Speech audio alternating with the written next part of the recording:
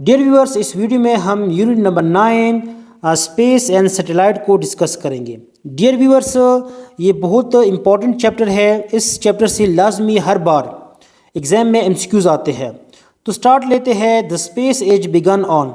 Dear viewers, जो space age है, ज़माना है जो इसकी स्टडी है वो शुरू हुई है डियर व्यूअर्स अक्टूबर 4 1957 से। इसके बाद जो लोग हैं, जो साइंटिस्ट है, वो स्पेस के बारे में स्टडी करने लगे। तो यहाँ पर ऑप्शन डी करेक्ट है। Next dear viewer, the first artificial satellite sent in space was. Dear viewers, जो सबसे पहला मसनूई सैटेलाइट स्पेस को भेजा गया था डियर व्यूअर्स, वो था स्पुतनिक 1। तो यहाँ पर ऑप्शन ए करेक्ट है। और ये किसने लॉन्च किया था? नेक्स्ट एक्सक्यूज क्या है? Sputnik 1 was launch by. Dear viewers, जो सबसे पहला आर्टिफिशियल सैटेलाइट था जिसका नाम था स्पुतनिक 1, ये लॉन्च किया था Soviet Union. Next dear viewers, the aim of Sputnik 1 is और टू मोनिटर। इसका मकसद क्या था? जो आर्टिफिशियल सैटेलाइट भेजा गया था, इसका मेन मकसद था dear viewer weather condition, radio and TV transmission, precise navigation, all of these dear viewers. तो यहाँ पर ऑल ऑफ दीज का ऑप्शन करेक्ट रहेगा। Next dear viewer, what is the NASA stands for? Dear viewers, NASA stands for national aeronautics and space administration. तो यहाँ पर option A correct है। Next dear viewer, the national aeronautics and space administration means NASA was found in. Dear viewers, ये कब बनाया गया था? तो डियर व्यूअर, जो नासा है ये 1958 को बनाया गया था। तो ये बहुत इंपॉर्टेंट है। नेक्स्ट है dear viewer, MCQs number 7, when the first man to step on the surface of the moon. Dear viewers, के जो फर्स्ट आदमी था जिसका नाम था नील आर्मस्ट्रॉन्ग, ये बहुत इंपॉर्टेंट है। डियर व्यूअर्स, इसने चांद पर पहला कदम कब रखा? तो डियर व्यूअर्स, यहाँ पर जो करेक्ट ऑप्शन है वो है 20 जुलाई 1969 को। किसने रखा गया था? जो पहला आदमी था नील आर्मस्ट्रॉन्ग, ये भी इम्पॉर्टेंट है। नेक्स्ट चलते हैं dear viewer, MIR the Russian space station orbited the earth for 15 years at the height of dash kilometre. Dear viewers, जो MIR है जो कि रशिया स्पेस स्टेशन है, ये ऑर्बिटेड द अर्थ, ये अर्थ के इर्द गिर्द ऑर्बिट करता था, घूमता था फॉर 15 years 15 साल के लिए eight the height of dash kilometre. तो कितनी बुलंदी पर ये जो MIR है, रशियन स्पेस स्टेशन है, ये 15 साल ज़मीन के इर्द गिर्द घूमता रहा एट द हाइट ऑफ, यहाँ पर ऑप्शन सी करेक्ट रहेगा, at the height of 300 kilometre. Next चलते हैं dear viewer, the size of which space station is greater than a football ground.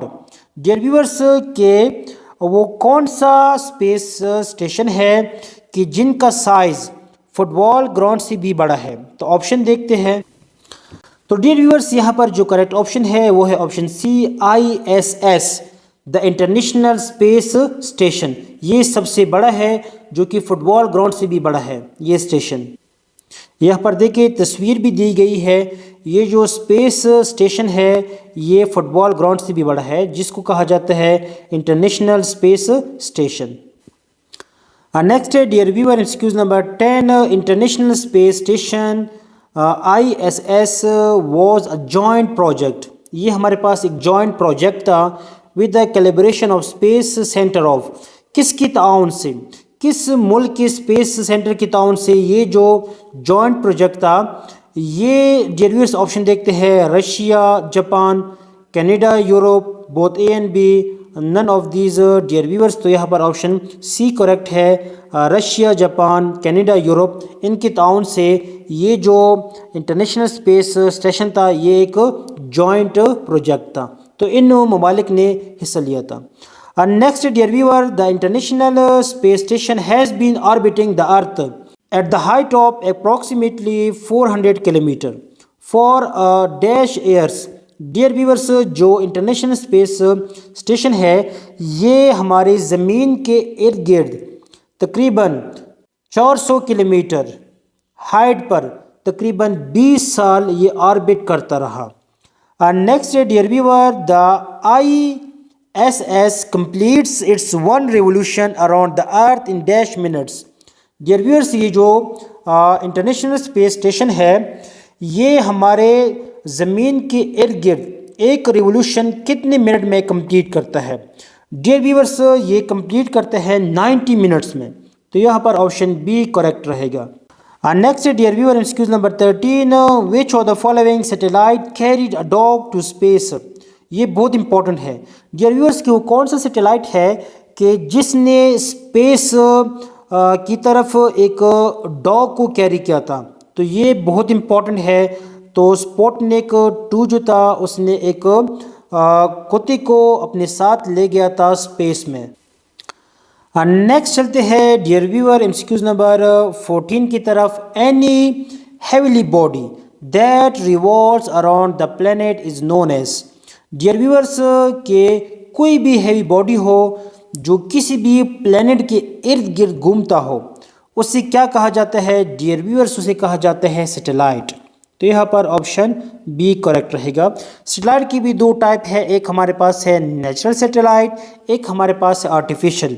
Natural वो है डियर व्यूअर्स जिसको नेचर ने बनाया हो।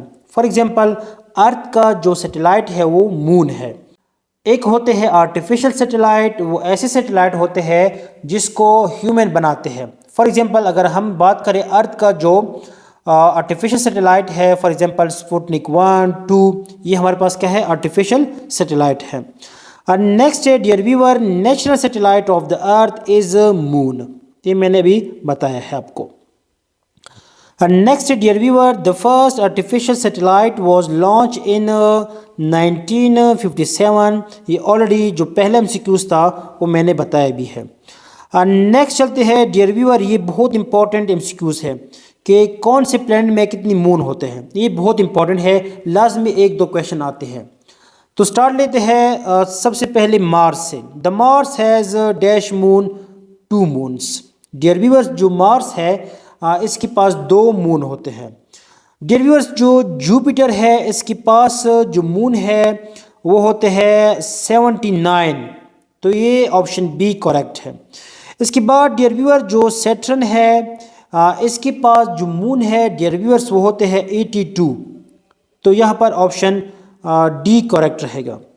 डियर व्यूअर्स, जो यूरेनस है इसके पास जो मून है डियर व्यूअर्स वो होते हैं 27। तो यहाँ पर ऑप्शन ए करेक्ट रहेगा। डियर व्यूअर्स, जो नेपच्यून है, नेपच्यून डियर व्यूअर्स जो नेपच्यून है इसके पास जो मून है वो रहते हैं 14। तो आप लोगों ने ये सारे के सारे पॉइंट्स नोट करने हैं। नेक्स्ट चलते हैं dear viewer, the earth rotates from. Dear viewers, जो हमारी ज़मीन है वो रोटेट होती है फ्रॉम। तो यहाँ पर डियर व्यूअर्स जो करेक्ट ऑप्शन है फ्रॉम वेस्ट टू ईस्ट। तो यहाँ पर ऑप्शन बी करेक्ट रहेगा। नेक्स्ट चलते हैं dear viewer, an object launch into orbit by human body is called. Dear viewers, एक ऐसा ऑब्जेक्ट जिसको इंसान लॉन्च करे इनटू ऑर्बिट। तो यहाँ पर डियर व्यूअर्स करेक्ट ऑप्शन रहेगा artificial satellite. Option A correct है। नेक्स्ट है dear viewer MCQs number 24, the satellite revolving in the orbit. Dear viewers के वो सैटेलाइट की जो अपने ऑर्बिट में रिवॉल्व करता है अराउंड द अर्थ, अर्थ के इर्द गिर्द, with the speed of that of the अर्थ। जितनी स्पीड अर्थ की होती है उतनी उस सैटेलाइट की होती है। तो ऐसे सैटेलाइट को कहा जाता है geostationary satellite. Dear viewers, next है MCQs number 25, geostationary orbit is exactly above the dash.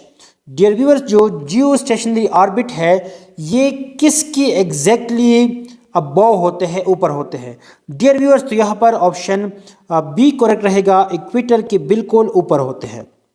Next dear viewer, Pakistan has launched its first geostationary satellite Paksat IR in dash. Dear viewers, ये भी MCQ आ सकता है कि पाकिस्तान का सबसे पहला जियो stationery satellite का नाम क्या है, तो वो है पाक सैट IR। डियर व्यूअर्स, तो ये कब लॉन्च किया गया था? 2011 में, तो आप लोगों को ये पता होना चाहिए। And next, dear viewer, excuse number 27. The whole Earth can be covered by just dash geostationary satellite for global transmission of radio and TV programs. तो dear viewers, अगर हम देखें कि जो हमारी पूरी ज़मीन है इसको कवर करते हैं बाई 3, अगर 3 जियोस्टेशनरी सैटेलाइट हो dear viewers for global transmission of radio and TV programs, तो ये 3 जो जियोस्टेशनरी सैटेलाइट है ये पूरी ज़मीन को कवर कर सकता है। मतलब ये है डियर व्यूअर्स, अगर 3 जियोस्टेशनरी सैटेलाइट हो तो ये पूरी दुनिया को जो रेडियो सिग्नल है और जो टीवी सिग्नल है वो दे सकता है। डियर व्यूअर्स, नेक्स्ट है MCQ number 28। Dash revolves around the earth over the both north and south poles. Dear viewers, कि वो कौन सा सैटेलाइट है कि जो ज़मीन के नॉर्थ और साउथ पोल दोनों के इर्द गिर्द घूमता है। दे प्रोवाइड वेदर इंफॉर्मेशन, जो हमें वेदर इंफॉर्मेशन प्रोवाइड करता है, and also map ozone levels. तो डियर व्यूअर्स, वो हमारे पास है पोलर सैटेलाइट। पोलर सैटेलाइट हमें वेदर इंफॉर्मेशन देता है कि कब बारिश होगी, कितनी होगी। इसके अलावा मैप ओजोन लेवल्स भी हमें ये प्रोवाइड करता है। और नेक्स्ट चलते हैं डियर व्यूअर MCQ नंबर 29 की तरफ। The study of the earth from orbiting satellite in known as. Dear viewers, कि जो ज़मीन की स्टडी है ऑर्बिटिंग सैटेलाइट से ये क्या कहलाती है? डियर व्यूअर्स, ये कहलाती है रिमोट सेंसिंग। फॉर एग्जांपल, अगर कोई सैटेलाइट को हमने स्पेस में भेजा है तो हम स्टडी कर रहे हैं उस सैटेलाइट से किस चीज़ की, अर्थ की, तो इसको कहा जाता है रिमोट सेंसिंग। और नेक्स्ट चलते हैं MCQ नंबर 30 की तरफ। Over dash communication satellite have been launch since 1957। Dear viewers, according to new course 1957 से लेकर अब तक हमने कितने कम्युनिकेशन सैटेलाइट को लॉन्च किया है? तो डियर व्यूअर्स, यहाँ पर जो करेक्ट ऑप्शन है अबाउट 200 से ज़्यादा हमने कम्युनिकेशन सैटेलाइट को अब तक लॉन्च किया है। कब से? जब से हमने जो फर्स्ट सैटेलाइट था वो लॉन्च किया था 1957 से। और नेक्स्ट चलते हैं डियर व्यूअर MCQ नंबर 31 की तरफ। GPS stands for global positioning system. तो यहाँ पर ऑप्शन ए करेक्ट रहेगा, GPS stands for global positioning system. और नेक्स्ट है dear viewers MCQ number 32। Navigation satellite pinpoints the location of object on. Dear viewers, जो हमारे पास navigation satellite है ये हमें लोकेशन बताता है, पिन पॉइंट लोकेशन बताता है। डियर व्यूअर्स, अगर हम ज़मीन पर हो तो ये जो सैटेलाइट है किसी भी ऑब्जेक्ट का लोकेशन बता सकते हैं कि ये बंदा इस जगह पर है, ये बंदा इस जगह पर है। तो जो नेविगेशन सैटेलाइट है इसका काम है लोकेशन बताना, लेकिन कहाँ पर? ज़मीन पर। And next, dear viewer, the global positioning system means GPS is a group of dash satellite that transmits signal to and from all parts of the world. Dear viewers, जो GPS है इसमें तकरीबन 24 सैटेलाइट का group होता है, तो यहाँ पर ऑप्शन डी करेक्ट रहेगा। नेक्स्ट चलते हैं dear viewer. GPS satellite establish at the height of 400 kilometre orbiting the earth in dash set of orbit. Dear viewers, ये कितने सेट ऑफ ऑर्बिट में हरकत करता है अराउंड द अर्थ? तो यहाँ पर जो करेक्ट ऑप्शन है डियर व्यूअर वो है इन 6 सेट ऑफ ऑर्बिट। यहाँ पर ऑप्शन बी करेक्ट रहेगा। Next dear viewer, the first human in space was. ये कब की बात है डियर व्यूअर? अप्रैल 12, 1961। तो जो फर्स्ट ह्यूमन था जो स्पेस में चला गया था डियर व्यूअर वो हमारे पास है यूरी गागरिन। तो यहाँ पर ऑप्शन डी करेक्ट रहेगा। Next dear viewer MCQs number 36। When the first man Neil Armstrong to step on the surface of the moon. ये एमसीक्यूज रिपीट हो गया है डियर व्यूअर, ऑलरेडी मैंने बताया है। तो ये 20 जुलाई 1969 की बात है कि जो नील आर्मस्ट्रांग था, इसने जो चांद का जो सरफेस है उस पर कदम रखा था। नेक्स्ट चलते हैं डियर व्यूअर एमसीक्यूज नंबर 37 की तरफ। Countless shining light seen at the night on the sky और डैश। डियर व्यूअर्स, जो रात को आसमान पर बेशुमार चमकते हुए और जो लाइट नज़र आते हैं वो क्या कहलाते हैं? डियर व्यूअर्स, वो कहलाते हैं डिफरेंट हैवीली बॉडीज़। तो वो मुख्तलिफ हैवी बॉडीज़ होती है जो रात को चमकती है। नेक्स्ट है dear viewer MCQs number 37। Dear viewers, इसके साथ आप लोग का ये चैप्टर भी ख़त्म हो जाएगा। इंशाल्लाह नेक्स्ट मैं स्टार्ट करूँगा क्लास 6 का साइंस। तो जो 5th का साइंस था वो कंप्लीट हो चुका है। How long does it take for a geostationary satellite to complete one orbit? Dear viewers, जो जियो स्टेशनरी सैटेलाइट है इसको कितना टाइम लगता है टू कंप्लीट वन ऑर्बिट, ताकि वो अपना एक ऑर्बिट कंप्लीट कर सके? तो डियर व्यूअर्स, उसको लगता है 1 डे। तो यहाँ पर ऑप्शन ए करेक्ट रहेगा। तो इसके साथ आप लोग का ये चैप्टर कंप्लीट हो गया है।